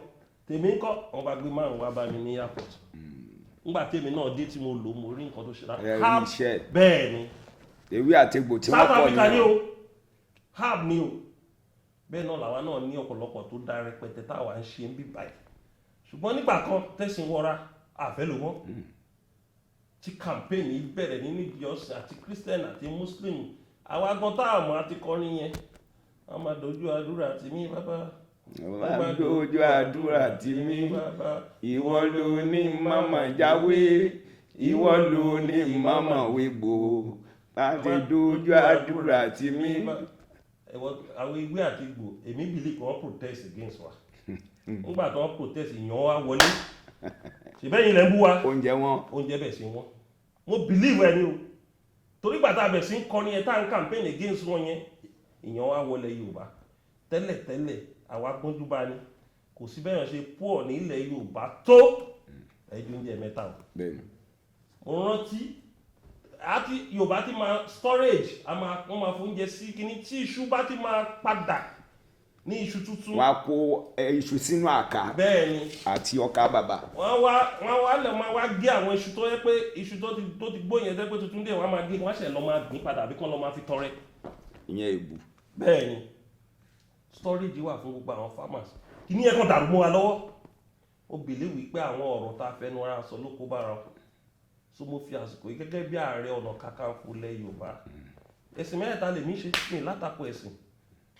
ẹ̀sìn Kristẹni ẹ̀sìn Ọlọ́run ni tẹ́ pé òun la gbójú bá nílé ayé wa táwa àkọ́kọ́ mọ̀ àti Muslim mi ò kéwú ṣùgbọ́n bàbá mi Muslim bàbá mi ló kọ́ mi láti kékeré àti 12 years ni bàbá mi ti máa ń fọ́ọ̀sì wá gbàwẹ̀ àti 12 years àti bẹ̀rẹ̀ láti 8 years wọ́n ní ká gba 10 12 years bàbá mi ti ń kọ́ wa pé a gbọ́dọ̀ gbàwẹ̀ so mo bẹ̀ gbogbo lẹ̀ Yorùbá ẹ má jẹ́ ká gbé ẹ̀sìn sórí láti gbàgbé àṣà wa nǹkan tó lọ́n jogún fún wa ẹni tí ò bá mọ̀ nípa ẹ̀sìn kó lọ sí ìlú òyìnbó kó lọ kọ́ ẹ̀sìn ẹ lè ríbi tí òyìnbó tó ti gbú ewé àti egbò even paracetamol tá à ń mu yìí ewé àti egbò náà máa fi ṣe gbogbo oògùn tó jẹ́ orthodox drug yìí wọ́n kàn fi chemical mix ẹ̀ ewé àti egbò ni. wọ́n fi preserve ìlú tó bá ti ń gbọ́ ewé àti egbò ìyẹn ò ní jẹ́ kán gbádùn so mo bẹ̀ wọ́n kán jẹ́ kí ìyàn kúrò nílé ayé wa tí ìyàn bá kúrò nílé ayé wa àwọn nǹkan mẹ́ta kan máa yọ kúrò nílé ayé wa olè á dínkù. bẹ́ẹ̀ni area boys á dínkù. bẹ́ẹ̀ni nítorí pé ọwọ́ tó dilẹ̀. bẹ́ẹ̀ni ilé ìṣú ń bẹ̀ nígbà tó yàn bá ti rọ oúnjẹ jẹ olè á dínkù area boys á dínkù àwọn ọmọ tó lọ ń ṣe kíkọ̀ tó ń pààyàn dànù rituals yẹn nígbà tẹ́lómi bá rọra ẹ̀pin tẹ́bí bá pa lánàá fẹ́ ṣògùn owó á dínkù nílé ayé wa. so àwọn crimes kan á kọ́kọ́ dínkù láì jẹ́ pé ọlọ́pàá ló mú wọn àbí ọlọ́pàá ló lé wọn ṣùgbọ́n tẹ́bí bá ti wà nílé ayé èèyàn kò sí ìròkúrò tí ò ní wọ ibi tẹ́bí bá ti ń pa tó ráwọn ọ̀rẹ́ ìtàn dé tán bẹ̀ sí náwó yàfùyàfùyàn ẹ fún mi ní ìwọ náà tó bá jẹ́ ìwà táwọn máa sọ fún lẹ́ẹ̀mẹ́rin òun náà darapọ̀ ìparun dẹ̀ ni so mo bẹ̀ àwọn ẹlẹ́sìn wa àtàwọn tí ò mọ kankan àtàwọn ọmọ wa wọ́n máa bo ewé àtegbò wọn èyí tó yẹ kó máa bú ni pé àwọn tó bá lò nílòkílò bẹ́ẹ̀ ni ṣé bàbá nínú Quran èyí táwọn àfáàn lò fi ń bá tèèyàn jẹ́ wà ìtọ́ dẹ̀ fi ṣe dáadáa wà nínú Bible àwọn èyí táwọn wòlíì fi ń bá tèèyàn jẹ́ wà ìtọ́ dẹ̀ ṣe dáadáa wà bẹ́ẹ̀ náà ló wà nínú ìbílẹ̀ tiwa èyí tó ń lò nínú ìbílẹ̀ náà tó fi ń bá tèèyàn jẹ́ tó fi ń tún nǹkan ṣe tá a bá tí padà tá a wà liberal lórí ọ̀rọ̀ ẹ̀sìn àti àṣà àti tradition ìran òyìnbó ò lè respect wa o gbogbo nǹkan tó òyìnbó ń ṣe tẹ́ wá rò pé ẹ fẹ́ fi ṣàkóso òyìnbó wá àwọn làwọn gbé wá fún yín kí lẹ fẹ́ sọ nípa tiwa so gbogbo àwọn nǹkan yẹn ó ṣe pàtàkì láti dá society wa padà tó fi jẹ́ pé wọn ò ní máa pẹ̀gàn wa mọ́ ẹ rí gbogbo àwọn nǹkan náà ti gbà lọ́wọ́ wa ẹ bá wo football match báyìí sí hardly lẹ lè rí Yorùbá kan méjì nínú national team wa mọ́ even under 20 hardly lẹ lè rí Yorùbá méjì mọ́ àwọn Niger Delta àti Igbo náà wà bẹ́ẹ̀. ẹ ti sọ de lẹ́yàmẹ̀yà. ń ṣe lẹ́yàmẹ̀yà o àwa la ṣe ra wa bẹ́ẹ̀ o gbogbo nǹkan tó ń jẹ́ kí ògo wa tàn tó ń bógo wa ṣiṣẹ́ àti pọ̀yìn sí nǹkan kan ló mú kankan ṣe àwọn kankan ló máa boost ògo àwọn ọmọ ilẹ̀ Yorùbá nígbà táwọn bá wà míì ti kọ̀yìn sí iṣẹ́ àwọn ọba nìyẹn àtàwọn olóyè they are the custodian of culture and tradition ṣùgbọ́n ọba míì gan òṣèlú ti wọ̀ lára nǹkan tó yẹ kó ṣe é lu ẹ̀ kí ògo ọmọ ìlú ẹ̀ má lọ sílẹ̀ kò ṣe mọ́ nǹkan tó yẹ káwọn ìlú ṣe kò ṣe mọ́ ìdí nìyẹn tá a fi rí pé à ń dá festival yẹn padà díẹ̀ kò sí ọba tó bá wà nílùú kan ó gbọ́dọ̀ máa ṣe festival kan àbí méjì lọ́dún yóò láṣà kan níbi bẹ́ẹ̀ ni wọ́n gbọ́dọ̀ láṣà à ń try láti dá padà ẹ wo China báyìí tẹ́lẹ̀tẹ́lẹ̀ máa ní made in China ló jẹ́ fake kò sí fake ní made in China mọ́ tó bá débẹ̀ wọ́n á gbé panda fún ẹ ṣé panda ló fẹ́ ṣe èyí tó dídá ju panda wà the main one tó lè lo ọdún 50 years wọ́n á gbé wọ̀nyẹn kò dẹ̀ sí nǹkan tó ń ṣe ní western world tí China ò ṣe àwọn ní economy wọn fẹ́ẹ́ dájú lágbàáyé ṣé China gbẹ́sìn sórí ni ọ̀gbẹ́ sórí ìwọ́n á ṣe China nǹkan gbogbo Asia Singapore mo wo airport Singapore tó ń splash sórí Facebook á jẹ́ one of the best tí ò bá jẹ́ the best airport in the world ìjọ wo ni Singapore ṣe bẹ̀rẹ̀ sí ń dìde àwọn Singapore ayé àtijọ́ ìjọ ọ̀nà bẹ̀rẹ̀ sí ń dìde nítorí pé gbogbo nǹkan tọ́lọ́run jogún fún wọn sọnù ẹ bá lọ sí Europe wọ́n máa ń ṣọdún àwọn ẹlẹ́yẹ wọ́n ń pè ní Halloween festival àwọn ìyá mi àgbàlagbà bẹ́ẹ̀ ni wọ́n fún wọn lọ́lùdé àwọn ẹyẹ ńlá abojú lápá bẹ́ẹ̀ ni wọ́n fún wọn ní holiday wọ́n dẹ̀ ń fún wọn lówó láti fi ṣe even ní UK Queen of England máa bá wọn celebrate ẹ̀ wọ́n ṣe ní UK wọ́n ṣe l'Amẹ́ríkà wọ́n ṣe ní gbogbo àwọn Asia country yẹn òun ló jẹ́ kí ìlú wọn rójú kó ráyè. bàbá dábàá bẹ́ẹ̀ ńlẹ̀ Yorùbá òkò náà kò dání wọn náà fẹ́ sọ̀rọ̀ àwọn èèyàn wá ìṣẹ̀ṣe dé tí wọ́n dá wọn lóhùn bí mo ṣe ń bá yẹn sọ̀rọ̀ mi ìṣe ẹlẹ́sìn alábàáláyé mẹ́tẹ̀ẹ̀ta ni mò ń ṣe but ara nǹkan tí èmi nínú research mo ṣe tó ń fọwọ́ àgbo wa sẹ́yìn nìyẹn kò sí ṣọ́ọ̀ṣì tẹ́ pè mí sí tí mi ò lọ mo lọ South Africa after the program wọ́n ní ká lọ sí Thanksgiving ká lọ sí church kan ní Pretoria Celestia a wá lọ sí New Generation Church kan ní Johannesburg méjì mo ti bá wọn ṣe service tó bá dẹ̀ pé ká lọ kírun ni kò sí mọ́ọ̀sì mo dé tí mi ò ní kírun màá ṣàlùwàlá màá kírun ṣùgbọ́n ta lábàáláyé àgbùdọ̀ sọdánù torí orísun wa ni wọ́n ní odò tó bá gbàgbé orísun ó máa gbẹ. mo sọ fún yín mo ní àgbàlá ilé ńlá kan la wà ilé àgbàlá ilé bá mi àgbàlagbà Ààrẹ Ọ̀nà Kakanfò ààrẹ ń pè ọ̀hún dífà bífà rẹ bá fọre bí títà rẹ ò bá fọre fún ọ́nkọ́ ààrẹ ipò ní pa yín báyìí ẹ pẹ́ lórí oyè náà kàrin kése nígbà tí ẹ ti wà níwájú pé tó olórí rèé gẹ́gẹ́ bí olórí ẹgbẹ́ OPC báwo lọ̀rọ̀ ààrẹ ọ̀nà kakanfò ṣe wá jáde wáyé o tẹ̀sí wá di ààrẹ ọ̀nà kakanfò ilẹ̀ Yorùbá. àdúpẹ́ lọ́wọ́ Ọlọ́run oyè ààrẹ ọ̀nà kakanfò oyè tó yẹ pé ó lágbára jù ní gbogbo oyè ilẹ̀ Yorùbá ni kì í dẹ̀ ń ṣe oyè táyọ̀ máa ń tojú bọ̀ tọ́lọ́ tí ò bá sínú kádàrá ẹ̀. bẹ́ẹ̀ orí ló wí. bẹ́ẹ̀ ni mi ò tiẹ̀ ronú pé mo fẹ́ jẹ́ bíi ọdún kan sígbà tí mo jẹ́ yẹn bóyá January 13 mi yẹn ever ronú pé màá di ààrẹ kankan kò sínú plan mi ò dẹ̀ ń ṣe tó máa ń ní ambition sórí ipò mo máa ń fi Ọlọ́run lẹ̀ mo dára ní ayé mi lásìkò tó bá wù mí lóòótọ́ a máa ń gbàdúrà a máa ń bi Ọlọ́run ṣùgbọ́n mi ò sábà ń lé nǹkan ní kíkankíkan bí bá ti ń lé nǹkan jù ọwọ́ mi ò ti ń tẹ̀ wọ́n ti bá ti filẹ̀ fọlọ́run Ọlọ́run máa ṣe lásìkò tiẹ̀. kábíyèsí Elédùmarè. oyè ààrẹ ọ̀nà kakanfò oyè tó jẹ́ pé mo lọ ṣe nǹkan kan lọ́yọ̀ọ́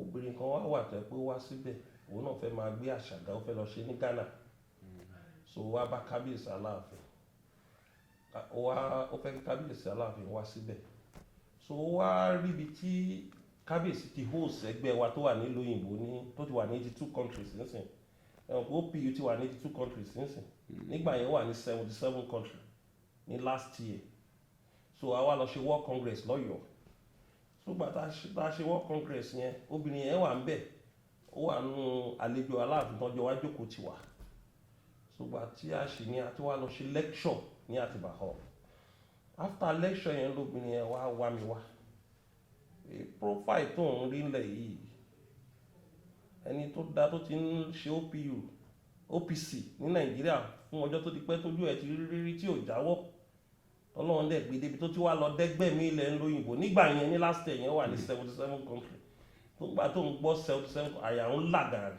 wọ́n á pé kábíyèsí pé ṣé lóòótọ́ là kábíyèsí náà ti cross check wọn parọ́ kábíyèsí náà monitor wọn gbogbo bá ṣe ń launch ẹ̀ lòun monitor lòun follow wa pé wọn parọ́ píṣọ dẹ̀ rí Gani torí yẹn kẹ̀yìn parọ́ ó lè lágídí ọ̀nà àbá kábíyèsí sọ nǹkan pé wọ́n sọ pé òun fẹ́ rí mi òun fẹ́ mú ẹni as a mentor kábíyèsí wa ni lọ́ba o gbogbo nǹkan tó fẹ́ ṣe á kọ ẹ̀ wọ̀. ẹ lè rántí orúkọ obìnrin yẹn mọ́. àmì ẹ̀ lè sọ orúkọ obìnrin yẹn. ok ẹ fi pamọ́. pé gbogbo nǹkan tó fẹ́ ṣe yìí á kọ ẹ̀ wọ̀ so ilé ìbùsùn tí mo wà torí alẹ́yìn lecture yẹn a ní dinner tàbí fẹ́ host gbogbo àwọn tó wá representative tó wá ní different country ní Ọ̀yọ́ níjọ́ kejì ibi tí mo sùn sí nìkan bíi 9 mo bá ní CSO mi sọ mi pé CSO kábíyèsí máa mú àti one of the head kábíyèsí mú ẹnìkan wá nígbà tó wá dé wọn á bèèrè lọ wọ́n kọ́ la rí níbi program ọba nílò tọ́ ni òun lòun sọ fún kábíyèsí pé òun fẹ́ wá rẹ̀ torí guest kábíyèsí rẹ̀ pé òun àkọ́kọ́ òun fẹ́ bá mi sọ̀rọ̀ lórí program ní Ghana ó la wu ẹlẹ́ wọ́n á ṣàlàyé fún wa ṣe báyìí wá ṣe báyìí wá ṣe báyìí ìgbà tó yá òun á wò pé òun náà ń fòye ń wo pé pẹ̀lú bó ṣe dẹ̀ ń ṣe yìí oyè tó ṣí sílẹ̀ ìwà ẹ̀dẹ̀ ṣe lọ jẹ́ ọ̀nà òye wo ó ní oyè Ààrẹ Ọ̀nà Kakanfò ni mo ní Ààrẹ Ọ̀nà Kakanfò ló pè tó fi dà lálẹ́ báyìí. gàràgà. ó ní àtàrí àjànàkú ni kì í ṣẹrù ọmọdé yìí ó ní jẹ́ sọ fún ẹ oyè yóò ṣe nǹkan tí èèyàn kan kò kiri àwọn ní ẹ lè jẹ́ mo ní kí lomi mo ní ìrìn òjò yàrá kan àwọn ní ẹ lọ gbìyànjú ẹ jẹ́ oyè ti wà nílẹ̀ ó ti fẹ́ tó 20 years ẹ lọ jẹ́ wọn nígbà tó tẹ̀ wá bá mi sọ wọ́n ní ìjó tẹ̀ bá kábíyèsí sọ ọ̀nà kankan ní kò ń sọ mọ́rọ̀ program wà lókè wọ́n náà bá kábíyèsí sọ wò ṣé mo ti sí gẹ́gẹ́ bí akíkanjú èèyàn tẹ́rù ò bà kó má lọ di pé tó bá kù lọ́dọ̀ mi kó má lọ sọ pé àti ẹ̀ fi lọ wọ́n ṣe lẹ̀rú jẹ́ ń bà á ó yẹ lára ṣé kò tẹ̀ ẹ́ lé èmi kàn ti sí bẹ́ẹ̀ mo bá ní lọ́ba kábíyèsí sọ nígbà tó di àríra ní ìjọ́ kejì yẹn tó ló padà lọ síbi tí kábíyèsí fi sí. Nígbà tó tó bíi Wednesday tó tẹ̀lé ọba wa ó ti wá pẹ̀lú àwọn kan lórí program ẹ̀ lórí níbi tá a sọ̀rọ̀ program ẹ̀ dé ó wá kó àwọn kọmitì kan wá. Nígbà tá a ti sọ̀rọ̀ program wọn ni òun bá kábíyèsí sọ, kábíyèsí wá rẹ́rìn-ín Kakanfò ló sọ báyìí, sọ fún Gani kó wá bá mi sọ, ìwọ kọ́ ló yẹ kó bá mi sọ, ẹni kó wá bá mi sọ. So lẹ́yìn yẹn mo wá gbé kíní ẹ̀ tí mi tẹ̀ dá sí mọ́. Nígbà tó ń lọ bí oṣù mẹ́rin àwọn tó ti gbọ́ pé ọ̀rọ̀ ìyẹn ti jáde náà ọmọ wa wọ́n kàn bẹ̀ sí ní jù sórí Facebook, èmi kọ́ o, wọ́n bẹ̀ sí ní jù sórí Facebook, wọ́n ṣàbẹ̀ sí ní rí kíní ẹ̀ lórí Facebook, wọ́n ní ẹ máa tọrọ ayé jẹ. Ọba ìyàwó mi sọ ọ ní òye owó ẹ fẹ́ lọ gbà yìí, ẹ má dán wò, mo gbé tì. Ọjọ́ birthday mi nìkan náà àwọn tó jẹ́ olóyè kábíyèsí tó wá ló bá jù fún eléré kan, ẹ máa kí pòun láàrin ọ̀nà Kakanfò lẹ̀ Yorùbá. Báwo eléré ṣe bẹ̀ sí ń kì ní ilé ìwà bẹ̀rẹ̀ lọ́ bẹ̀ sí ń kì, wọ́n wò pé eléyìí náà máa make sense. Ọlọ́run ló ní ikú, Ọlọ́run ló ní ẹ̀kọ́, òun ló ní iyì. Ẹjá lọ fi ọ̀rọ̀ yìí sọ́wọ́ Ọlọ́run wò kábìrì. Mo wádìí lọ́tùn, mo wádìí lósì. ẹ jù síwájú Elédùmarè. Mo jù síwájú Elédùmarè. Mo jù síwájú àwọn tó nílé ayé, tọ́rọ Ọlọ́run gbélé ayé fáwọn kan. bẹ́ẹ̀ ni. Wọ́n tó yí wọ́ ọ̀pọ̀lọpọ̀ èèyàn ni. Lọ́run gan, Ọlọ́run ní kábínẹ̀tì lọ́run. ó ní kábínẹ̀tì. Kábínẹ̀tì yẹn dẹ̀ ó ti ní shadow cabinet láyé àwọn tó report fún. Mo gbé kalẹ̀ nígbà tí mo wò lọ́tùn lósì, wọn ló wà ní kádàrá rẹ̀. Pé kí n lọ gbé. orí ni. Bẹ́ẹ̀ni. So after yẹn mo ṣe wá lọ sọ́dọ̀ kábíyèsí. Kábíyèsí wa ní oyè ogbólẹ̀ Yorùbá ni.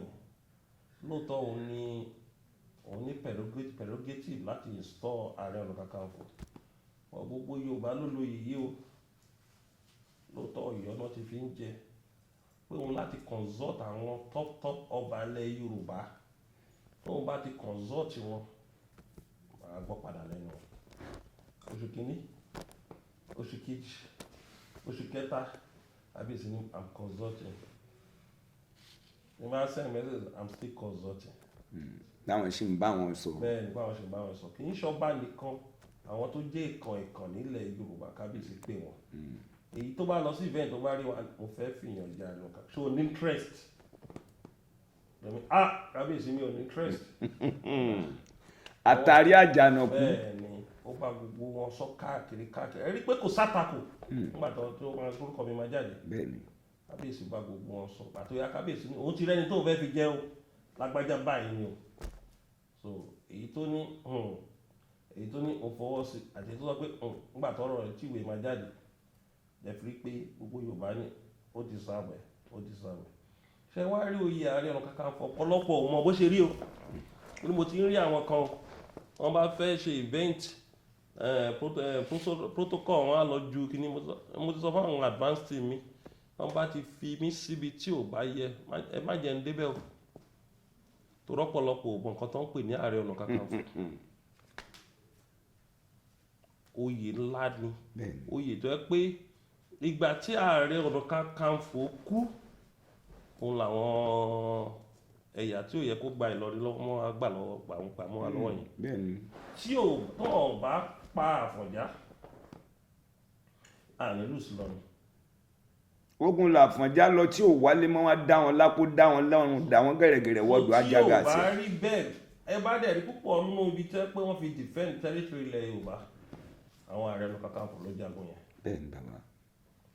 So kì í ṣe òpò tẹ́ pé wàá gbéyàn dé tí wàá máa ṣe rẹ́dẹ̀rẹ́dẹ́ kan tá a bá dẹ̀ débẹ̀ wá yẹ àrùn àdìdì. Ẹ̀wọ̀n pé Yorùbá máa ń fi lọ́kùlọ̀ lọ́yàn. bẹ́ẹ̀ni. Wọ́n bá ti fi lọ ẹ ìwọ náà má gbà á. Ìjọ́ mi wọ̀n ní fi lọ ẹ mọ́. Ipò ńlá ni nílẹ̀ Yorùbá, the most prestigious chieftaincy title. Ó jẹ́ àwọn ọba míì lọ. bẹ́ẹ̀ni. Olójú ọba tó jẹ́ Ààrẹ Ọ̀nà Kakanfò lọ. Ó jẹ́ àwọn ọba míì lọ. Ipò ńlá ni. Ẹni tí ò bá sínú àkọọ́lẹ̀ tí ò lè máa tú kó máa rú kó máa tú kò lè jẹ́ oyè yẹn. Kì í joyè tó máa gbà tí wàá kàn wá sọ̀rọ̀ ẹ̀ di socialite nìkan yíyẹ pé kó má jayé o pé kó má lọ pátí o àwọn nǹkan tó yẹ kó má ṣe fúnlẹ̀ Yorùbá tó o bá ṣe wàhálà ni yàtọ̀ sí nǹkan ojú ayé ó ní àwọn nǹkan tó gbọ́dọ̀ máa ṣe fúnlẹ̀ Yorùbá ó ní àwọn ètùtù tó gbọ́dọ̀ máa rú fúnlẹ̀ Yorùbá gẹ́gẹ́ bí Ààrẹ Ọ̀nà Kakanfò ṣé wọn pé kò sí ààyè ìbọn àti àdá láti fi jogun mọ́ àwọn ogun abẹ́lé ogun táàrí tó gbọ́dọ̀ máa jà fúnlẹ̀ Yorùbá kan tó ń pè láàrẹ Ọ̀nà Kakanfò kì í ṣe Ààrẹ Ọ̀nà Kakanfò tí wàá kàn gbà tí wàá jókòó sílé tó ò ní mọ̀ tí ò ní ó ti jóye ó dẹ̀ gbórúkọ ogbó lẹ̀ Yorùbá wọ́n pè ní Ààrẹ Ọ̀nà Kakanfò of Yorùbá land so ó ní àwọn nǹkan tó gbọ́dọ̀ máa ṣe fúnlẹ̀ Yorùbá tó bá jí láàárọ̀ ó gbọ́dọ̀ súre fúnlẹ̀ Yorùbá tó bá fẹ́ sùn ó gbọ́dọ̀ súre fúnlẹ̀ Yorùbá ọ̀rọ̀ gbogbo nǹkan tó bá fẹ́ ṣe ọ̀rọ̀ Yorùbá ni àkọ́kọ́ tí ẹ kejì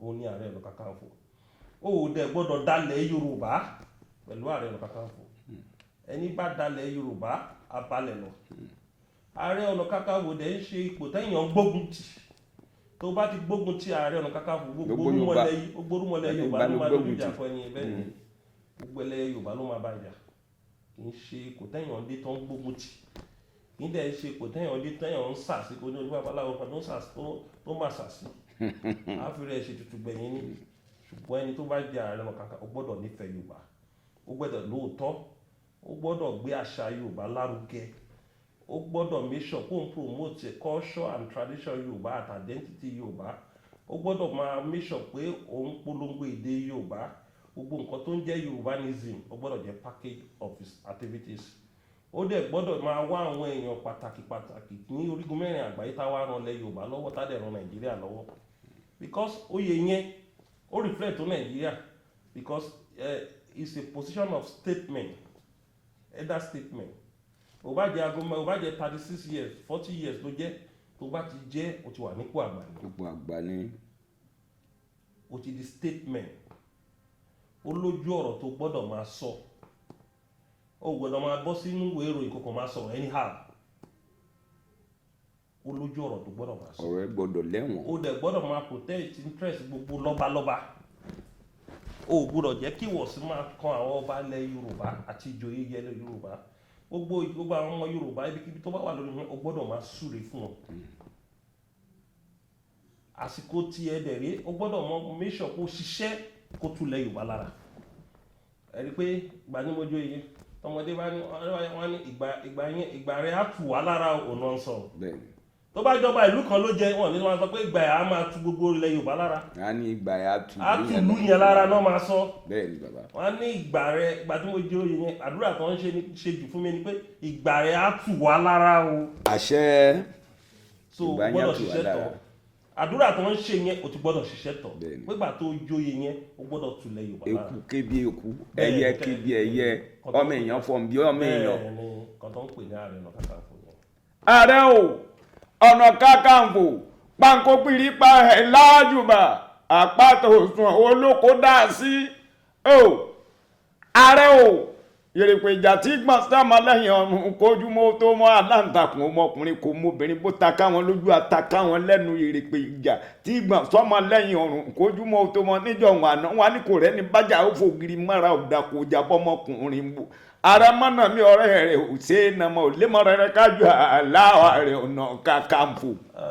ẹ bá dẹ̀ wo Ààrẹ Ọ̀nà Kakanfò láyé ìgbà wáṣẹ̀ tí Ààrẹ Ọ̀nà Kakanfò bá ń lọ ó kéré jù àwọn ọmọ ogun tó máa tẹ̀lé lẹ́yìn àwọn 3000 ẹṣin tí Ààrẹ Ọ̀nà Kakanfò máa gbà àti àwọn èdè ó máa ń lé ní 3000 yẹn jẹ́ 2 battalion 3000 tó máa tẹ̀lé bó bá fẹ́ jáde ẹṣin tó ń gan máa gùn àtàwọn tó máa jẹ́ jagunjagun èdè tó pé wọ́n ti jẹ́ kò lẹ́yìn ẹ̀ wọ́n á wọ 30 to 40 lórí ẹṣin àwọn yòókù á máa fẹsẹ̀ wọ́ tẹ̀lé lẹ́yìn òun náà fi máa ń sọ pé Ààrẹ Ọ̀nà Kakanfò tí ọba kan bá gbọ́ pé ó ń bọ̀ a ní wàhálà dé torí kò mọ motive tó ń bá bọ̀. bóyá ìjà ló ń bá bọ̀ o bóyá ó kàn wá bá alálejò. inú ogun l'Ààrẹ Ọ̀nà Kakanfò dẹ̀ ti ń jẹun ṣùgbọ́n kò sógun mọ́ kò sọ́tẹ̀ mọ́ ètùtù làwọn ó máa fi jẹun. ẹ ṣe wa. so Ààrẹ Ọ̀nà Kakanfò dẹ̀ ń gbé pẹ̀lú Aláàfin lọ́yọ̀ọ́. O lè lọ kí Aláàfin kó sùn síbẹ̀ o, ṣùgbọ́n ẹ gbọ́dọ̀ jọ gbé nìkan. Aláàfin àti Ààrẹ Ọ̀nà Kakanfò gbọ́dọ̀ gbé Ọ̀yọ́. Ìdí nìyẹn tọ́mọ Ọ̀yọ́ ò gbọ́dọ̀ jẹ́ Ààrẹ Ọ̀nà Kakanfò. Ààrẹ, ibi tí ẹ lọ yẹn mú mi rántí pé mo fẹ́ béèrè kan, ẹ sún mi sí béèrè kan sí ni. Torí nígbà tí ẹ jẹ́ Ààrẹ Ọ̀nà Kakanfò ní January 13, àwọn àhesọ ẹnu, àgbọ́sọ, àwísọ, bóyá rédíò ìròyìn ẹlẹ́jẹ̀ ní àwòmọ̀. Wọ́n ní láti gbà tẹ́ ti di Ààrẹ Ọ̀nà Kakanfò báyìí pé ẹ̀yin àti kábíyèsí Aláàfin ẹ gbọ́dọ̀ fojú kanjú kan báyìí. Gbọ́dọ̀ fojú kan ra wọn.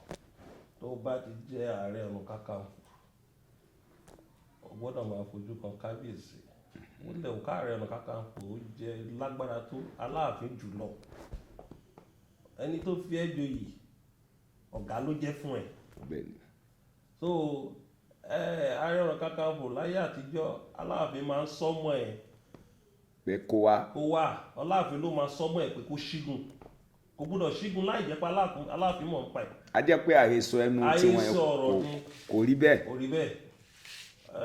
Ó bá ti joyè yẹn Aláàfin ní influence lẹ lórí gbogbo ọba ilẹ̀ Yorùbá náà ní influence. Pé yẹ ò gbọ́dọ̀ jẹ́ Yorùbá níbi kankan. Oníjọ Ààrẹ Ọ̀nà Kakanfò Aláàfin lùlà ló fi jẹ àtàwọn bá bí mẹ́ta kan. Agbẹ́pọ̀ lọ yín torí gbogbo atótónu tá à ń béèrè látàárọ̀ yìí, èyí tá a mọ̀ ẹ fi hàn wá, èyí tó yé wa níwọ̀nba díẹ̀ àwa náà tún mú mẹ́kọ̀ọ́ sí. Tó ẹ̀yin ará lé. Àlè tí mo ti fẹ́ sọ fún yín ni pé gbogbo ibi tí Ààrẹ Ọ̀nà Kakanfò bá ń gbé ibẹ̀ ní palace, ibẹ̀ ní kingdom. Ibi tó bá ti ń gbé ibẹ̀ ní palace. Láti bẹ̀ kò sí ibi tọ́wọ́ jẹ́ irin òtó. Tó bá yẹ pé láyé wáṣẹ̀ ni ojoojúmọ́ náà ń pa màálù nílé Ààrẹ Ọ̀nà Kakanfò, náà ń dáná, ẹsẹ̀ èrò gbọ́dọ̀ dé nílé Ààrẹ Ọ̀nà Kakanfò. Torí àwọn ọmọ ogun ẹ̀ tó ń fi ń jagun, wọ́n gbọ́dọ̀ pa màálù 2 mẹ́ta, wọ́n gbọ́dọ̀ jẹun. Bó ṣe rí láyé wáṣẹ̀ ni. Ibi tí ò ń dá ni. So ibi tá à ń gbé nǹkan kéré, a gbọ́dọ̀ move síbi tó tóbi. A gbọ́dọ̀ move síbi tó tóbi. Ààrẹ Ọ̀nà Kakanfò Ìbà náà máa ń pè Ìbà. Wọ́n á pe ọba ní ọba. Ààrẹ Ọ̀nà Kakanfò ń jẹ́ Ìbà. Ẹ wá fẹ́ pè mí sìn Ìbà Gani Abiodun Adams, Ààrẹ Ọ̀nà Kakanfò 15th Ààrẹ Ọ̀nà Kakanfò of Yorùbá land. Mo lò bí ọjọ́ 4 nípèbí. Gbogbo ẹ̀ náà kọ́ wa. Bí ọba ṣe máa lo ọjọ́ nípèbí. Bẹ́ẹ̀ ni ọjọ́ 4 mo lò ń pè. Bẹ́ẹ̀ ni Ààrẹ Ọ̀nà Kakanfò náà máa wà pé. Wọ́n lè ṣe gbogbo ètùtù ẹ̀ pátá. Kò síbi tó kàn fún ìbọn. Wọ́n ṣe ní ṣe pé kíní, wọ́n ní gbogbo ètùtù tó bá yẹ kán ṣe ní kán ṣe. Nígbà tá a ṣayé bó yẹ kó rí nínú òfin rí bó ṣe yẹ kó rí mọ́. Tá a bá wá ṣe bó ṣe yẹ kó rí ádùn. Bẹ́ẹ̀ ni ìwọ tó fẹ́ jẹ oyè tradition o gbọ́dọ̀ rẹ̀ láti submit rẹ̀ fún traditional process. Ìjẹ́ pé kó wá débẹ̀ kó wá di nǹkan míì. Nígbà tó bá joyè tó jẹ́ traditional ruler tó wá sọ̀rọ̀ ẹ̀ di born again ọba ó fẹ́ dàlú yẹn rú nìyẹn. Àbí born again Muslim. Gbogbo àwọn ọ̀rúnmọlẹ̀ tó wà nílùú yẹn ó ti pàtì. Ó wá ní di born again ọba. Ó fẹ́ bàlú yẹn jẹ́ nìyẹn. Ọba ba lórí gbogbo ẹ̀sìn ni. Tó bá ti jọba, ó jọba lórí Christian, ó jọba lórí Muslim, ó jọba lórí traditional religions. Oyè kíkọ́ ọba tó jẹ́ gangan traditional ruler gangan ni ẹ́ o. Tó wọ́n máa pè wọ́n ní the traditional ruler. Bẹ́ẹ̀. So kò wá jẹ́ pé kò tí wà lọ subject rẹ̀ sí abẹ́ ẹ̀sìn kan. Ó ti fẹ́ di nǹkan bí irú ọba bẹ́ẹ̀ náà máa ń competition against. Tó bá jẹ́ serious traditional ruler, ẹni bá competition lórí ọba, tó bá ti mú ọ̀pá àbí nǹkan ọba ti fi kọlẹ̀ tó alálẹ̀ ìlú yóò gbọ́ o. Lágbájá òun náà fẹ́ fi ọba ṣẹ̀sín o, fẹ́ forí tẹ́ni ṣẹ̀sín o. Alálẹ̀ ìlú gbogbo egúnmọ́lẹ̀ ìlú ẹ bá mi ṣèdájọ́ fún un. Láàrin oṣù 4 àwọn abẹ ọba yẹn. Eré tí mo kọ́kọ́ bá wọn ṣe nígbà náà à ń pè ní báyé ni. Mo gbédè o oyin mọ́mọ́. Àwọn ọ̀rẹ́ mi dáadọ́ wọ́n ní ká má fi ọjọ́ orí wa sí o. Ọmọ Òṣogbo ni bàbá wa, ọmọ Òṣogbo lèmi náà.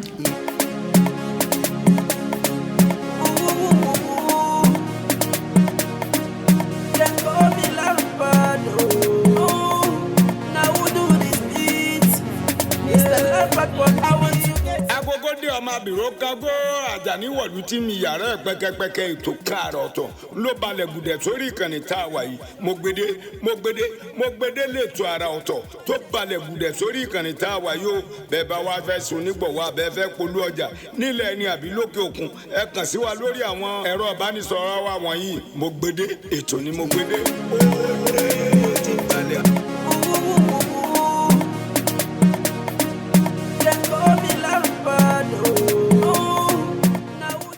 Ní wí èmi lè wí dọ́là ẹ bá ní sọ ọ́ mo máa lè sọ di tomorrow mo gbèdé o bàbá rere mo wí mo gbèdé o bàbá rere kí lẹ wí mo gbèdé.